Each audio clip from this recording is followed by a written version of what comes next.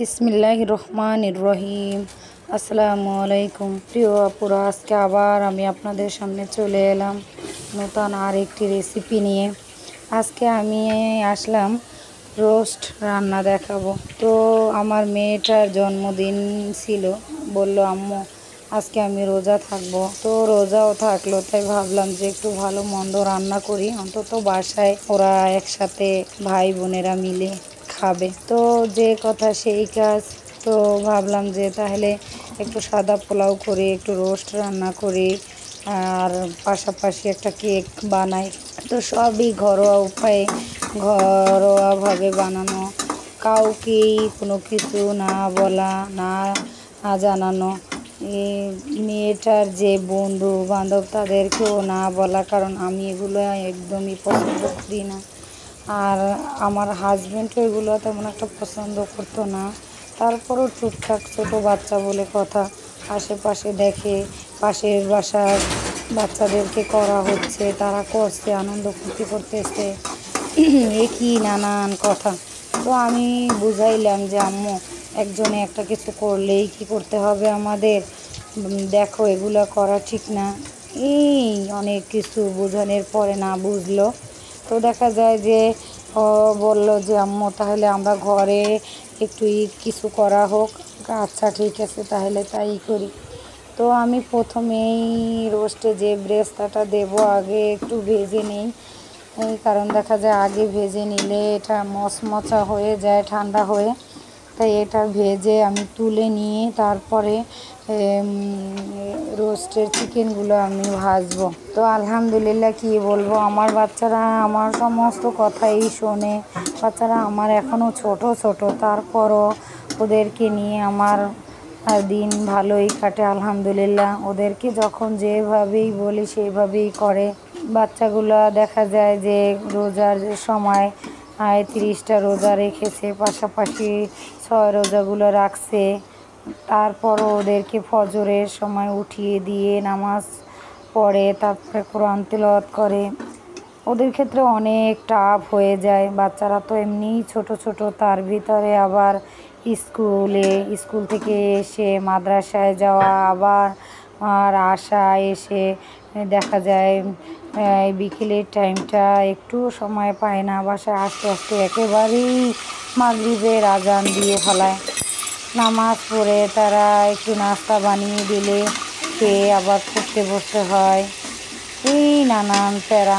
তারপরে আবার দেখা যায় আরবি ক্লাস আছে আর একটা অনলাইনে, মানে নানানভাবে তাদের সময় একটু পায় না, একেবারে ক্লান্ত হয়ে যায় ছোটো বাচ্চাটা। কী আর করার, কিছুই করার নাই, কিন্তু করতে তো হবেই সমস্ত কিছু মানে গুছিয়ে। সময় তো কারোর জন্য অপেক্ষা করে না, সময় তো সময়ের মতো চলতেই থাকে। তো আজকে আমি এখানে চিকেনটা বেশি ভাজবো না, অল্প পরিমাণে ভাজবো। অন্যান্য সময় দেখা যায় যে ডুবো তেলে ভালো করে বেশি করে ভেজে নিই। তো ছোটো বাচ্চাটা বললো আজকে বেশি ভাজবা না। আমি বললাম আচ্ছা ঠিক আছে। তো আমি সেইভাবেই অল্প করে একটু ভেজে নিলাম। রান্নাটা হয় কি, যে যেমন জানে, যে যেভাবে আইট পায় সে সেভাবেই করে। একটা রান্না নানান রকমের করা যায়, যে জন্য যে আমি করছি আমারটা ভুল, অন্য আরেকজনে করছে তারটা সঠিক, তা না। দেখা যায় যে আমি একভাবে করছি, এটার টেস্টটা অন্যরকম, আর একভাবেই অন্যরকমভাবে করছে, সেটার টেস্টটা অন্যরকম। তো আমি এখানে হালকা পরিমাণে ভেজে এখন আমি এটাকে দুধের ভিতরে ভিজিয়ে রাখবো। দেখা যায় যে 5 মিনিট কিংবা 10 মিনিট, যেমন মশলাটা কষানো পর্যন্ত, কারণ বেশিটা সময় তো রাখা যাবে না, আর হাতে তেমন একটা সময়ও নেই। সব সময় থাকে খুব সীমিত, জানি না সময় কীভাবে যে দ্রুত চলে যায় আমি টেরও পাই না।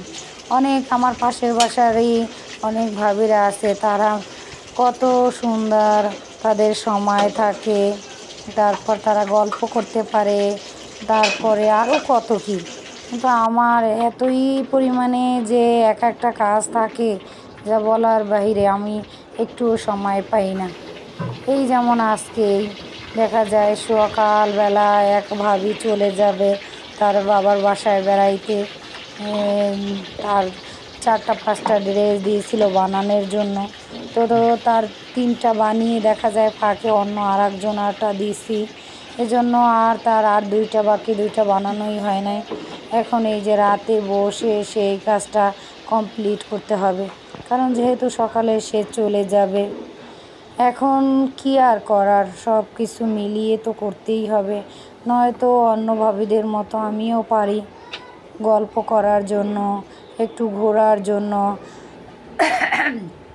আমি মনে করি সেটা না করে সময়ের কাজে লাগিয়ে দেখা যায় যে আমার এই টেইলারি কাজ থেকে মাশাআল্লাহ দিলে ভালো ইনকাম হয় বাসায় বসে।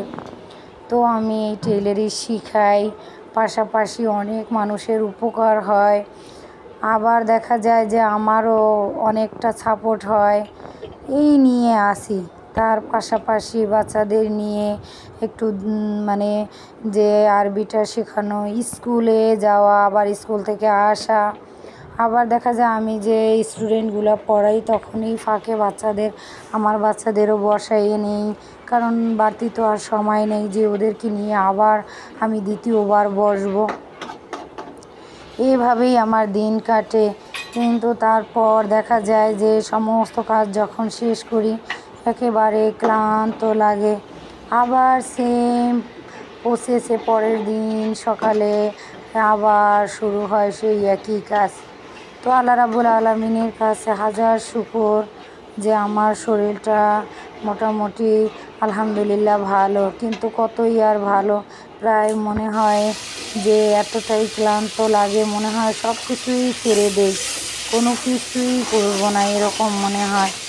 আবার দেখা যায় যে 2 দিন বসে থাকলে আর ভালো লাগে না, মনে হয় কত দিন যাবৎ যে কাজ করি না। আমি এখানে ঘরোয়া উপায়ে সামান্য কিছু মশলা দিয়েছি, আদা রসুন বাটা, ধনিয়া এবং জিরার ফাঁকি, আর দিয়েছি আমি কাঁচামরিচ ব্লেন্ডার করে পেঁয়াজের সাথে একসাথেই অ্যাড করে এটা দিয়েছি। আর সামান্য পরিমাণে এখন আমি একটু টক দই দিয়ে দেব, এবং পাশে তো দুধে যে ভিজিয়ে রেখেছি রোস্টটা, আর আমি এখানে আর কোনো পানি দেব না, এভাবেই হবে।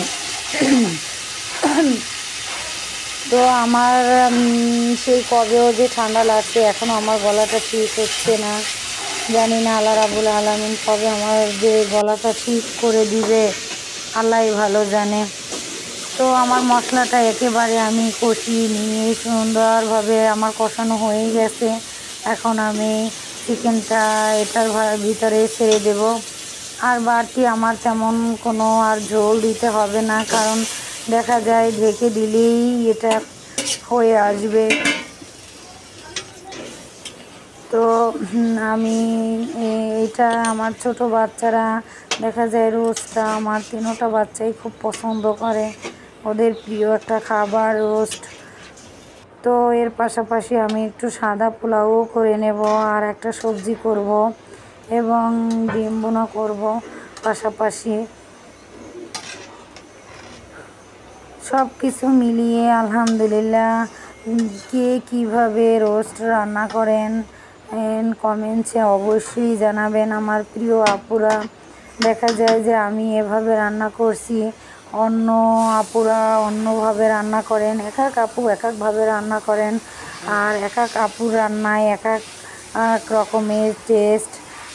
কারোটার সাথে যে কারোটা মিলবে না তাও না, দেখা যায় যে ম্যাক্সিমাম আপুরা অনেক আবার দেখা যায় যে এই রোস্টের ভিতরে আমি অনেক সময় দেখা যায় বাদাম বাটাটাও অ্যাড করি। বাদাম বাটাটা দিলে হয় কি ঝোলটা ঘন হয় এবং খুব সুন্দর একটা ফ্লেভার আসে, মানে খুবই ভালো লাগে।